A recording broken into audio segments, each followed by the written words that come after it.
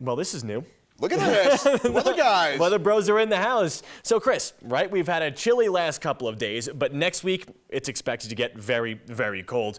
Maybe you just roll out of bed and check your app to figure it out. I know plenty of people who do that. And just how many layers you're going to want to put on. But once again, Chris Bianchi is here to tell us that your app might not be the most accurate. Tell us why, Chris. Yeah, and you know, this is something obviously you know here, and the weather app on your phone might be showing you some pretty wacky forecast temperatures for next week. So take this one, for example.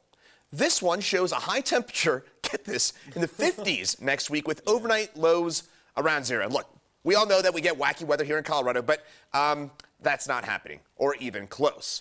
Here's a comparison of what computer forecast models think for next Thursday, and this is why those apps are getting all kind of messed up. They are completely all over the place, and here's why. Denver and eastern Colorado is right on the fringe of a huge Arctic air mass next week. The models, they can't really figure it out, whether we're going to get that extremely cold air or we're going to kind of get sideswiped by it. So because of that, those forecasts are wildly different. So just to kind of explain this, and not to also entirely bash weather apps, it's probably a good idea to pay closer attention to human forecasts rather than apps because they average computer models or rely on just one or two. So I don't know if that totally makes sense, but basically those apps are relying on maybe, again, one or two computer forecast models.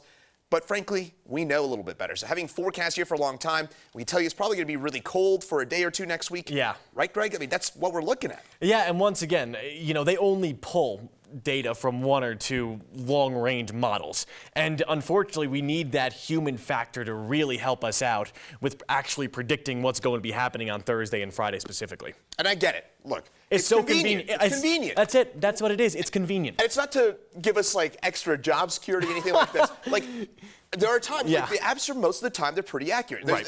They're not that wrong. It's when we've got these sorts of weird setups where I'm just telling you, Greg and I, we got a better idea on it than, again, get the convenience on there. But that's why you're seeing those wacky forecasts on your apps for next week. Yeah, absolutely. And we can say confidently that it's going to be cold. It's just a matter of how cold exactly it's going to be, right? So, Chris, thank you very much.